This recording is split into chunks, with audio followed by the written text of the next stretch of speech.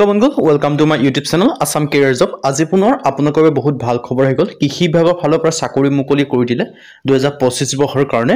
আৰু ইয়াত আপোনালোকৰ অফিচিয়েল এডভাৰটাইজমেন্টখন আহি গৈছে এতিয়া আবেদনসমূহ কৰি ল'ব পাৰিব সকলোৱে ভাল খবৰ হৈছে কেনেদৰে আবেদনসমূহ কৰিব পাৰিব কোনটো পদৰ ক্ষেত্ৰত কিমানকৈ এজ ক্ৰাইটেৰিয়া কোৱালিফিকেশন বিচাৰিছে সকলোখিনি কথা এই ভিডিঅ'তে আলোচনা কৰা হ'ব যদি ভিডিঅ ভাল পায় ভিডিঅ লাইক কৰি পায় লগৰ চেনেলটো সাবস্ক্ৰাইব কৰি দিব পাৰে এনেকুৱা ভিডিঅ' প্ৰতিদিনে পাই থবে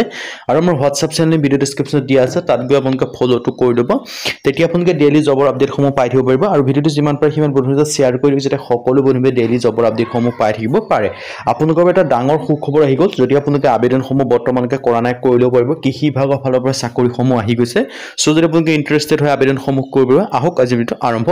কৰো পোনপ্ৰথমে আপোনালোকে দেখাইছো কৃষি বিভাগৰ ফালৰ পৰা দেখাইছে এগ্ৰিকালচাৰ ডিপাৰ্টমেন্ট ৰিক্ৰুটমেন্ট আহিছে এগ্ৰিকালচাৰ ডেভেলপমেন্ট অফিচাৰ ভেকেন্সি পোনপ্ৰথমে এগ্ৰিকালচাৰ ডেভেলপমেন্ট অফিচাৰ ভেকেন্সিটোৰ কথা ডিসকাস কৰি লৈছো আৰু ইয়াৰ কাৰণে লাষ্ট ডেট দিয়া আছে 17/4/2025 মানে আপোনালোকে এপ্ৰিল মাহৰ 17 তাৰিখ পৰ্যন্ত ভেকেন্সি খিনি কাৰণে আবেদন সমূহ কৰিব পাৰিব এটো আপোনালোকৰ এটা সুযোগ হয় কাৰণ আপোনালোকৰ লাষ্ট ডেটটো অলপ দিন পাইছে সো যদি আপোনালোকে ইন্টাৰেষ্টেড হয় আবেদন সমূহ যদি কৰিম বুলি ভাবি আছে তেন্তে আবেদন সমূহ কৰি ল'ব পাৰিব 17 তাৰিখ পৰ্যন্ত আপোনালোকে ভেকেন্সি খিনি কাৰণে আবেদন সমূহ কৰিব পাৰিব এই ভেকেন্সি কিটাৰ কাৰণে আসাম পাব্লিক সাৰ্ভিস কমিশনৰ আন্ডাৰত এই ভেকেন্সি খিনি আহিছে আপোনালোকে দেখিব পাৰিছে এগ্ৰিকালচাৰ ডিপাৰ্টমেন্ট আৰু সো যদি আপোনালোকে ইন্টাৰেষ্টেড হয় এপ্লাই যদি কৰিম বুলি ভাবিছে আপোনালোকে এপ্লাই সমূহ কৰি ল'ব পাৰিব এই ভেকেন্সি খিনি কাৰণে ইয়াত আপোনালোকে দেখিব পাৰিছে লাষ্ট ডেট সম্পৰ্কটো মই আপোনাক জনাই দিছো এগ্ৰিকালচাৰ ডিপাৰ্টমেন্ট যেটো অসমৰ কৃষি বিভাগ বুলি কোৱা হয় তাৰ পৰা ভেকেন্সি খিনি মুকলি কৰি দিছে ইয়াত আপোনালোকে দেখিব পাৰিছে পোনপ্ৰথমে দেখাইছো agriculture development officer ADO vacancy আছে ইয়াৰ কাৰণে 195 টা ভেকেন্সি আপোনালোকে দেখিবলৈ পাব কেটেগৰী যদি মই ভেকেন্সি খিনি কথা যে মই ক'বলৈ যাওঁ ইউআৰ কেটেগৰীৰ ক্ষেত্ৰত 112 টা কৈ আপোনালোকে ভেকেন্সি দেখিবলৈ পাব ওবিসি এমবিসি কাৰণে আপোনালোকে 37 টা ভেকেন্সি দেখিবলৈ পাব এসসি কাৰণে 13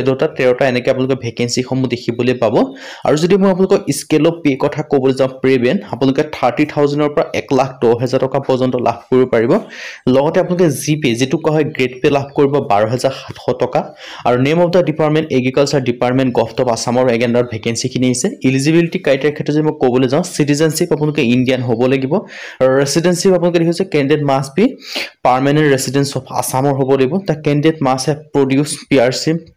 আপোনালোকে দেখিব পাৰিছে ৰেজিষ্ট্ৰেচন সাৰ্টিফিকেট থাকিব লাগিব সো যদি আপোনালোকে ইন্টাৰেষ্টেড হয় যদি আপোনালোকে এলিজিবল হয় তেতিয়া আপোনালোকে ভেকেন্সি খিনি কাৰণে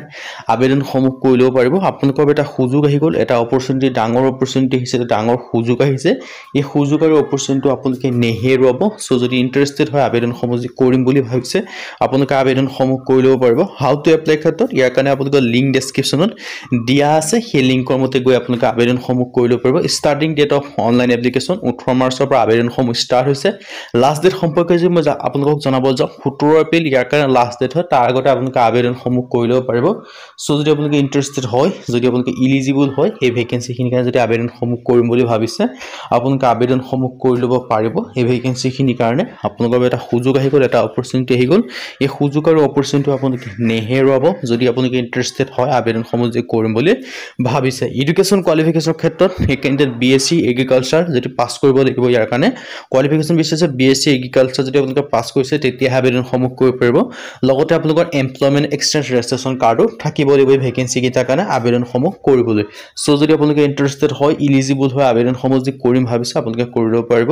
এপ্লিকেশন ফিছৰ কথা কৈছো কেটেগৰী আছে আপোনালোকে দেখিব যে জেনেৰেল কেটেগৰী 297 টকা 20 পইচা ওবিসি এমবিসি কাৰণে 197 টকা 20 পইচা এসসি এসসি বিপিএল পিডব্লিউ কাৰণে 47 টকা 20 পইচা হয় হাউ টু এপ্লাই কাৰণে ইয়াৰ কাৰণে মই আপোনালোকৰ লিংকটো ডেসক্ৰিপচনত দিয়া আছে সেই লিংকত গৈ আবেদন সমূহ কৰি ল'ব পাৰিব এডভাৰটাইজমেন্টখন পঢ়ি পাৰিব সো যদি আপোনালোকে ইন্টাৰেষ্টেড হয় এলিজিবল হয় যদি আবেদন সমূহ যে কৰিম বুলি ভাবিছে আপোনালোকে আবেদন সমূহ কৰি ল'ব পাৰিব ভেকেন্সি কিটাৰ কাৰণে সো আজি ভিডিঅ ইমানে যদি ভিডিঅ ভাল লাইক কৰিবা লগৰ চেনেলটো সাবস্ক্ৰাইব কৰি দিব এনেকুৱা ভিডিঅ সমূহ প্ৰতিদিনে পাই থবে আজি ভিডিঅত লগ পাম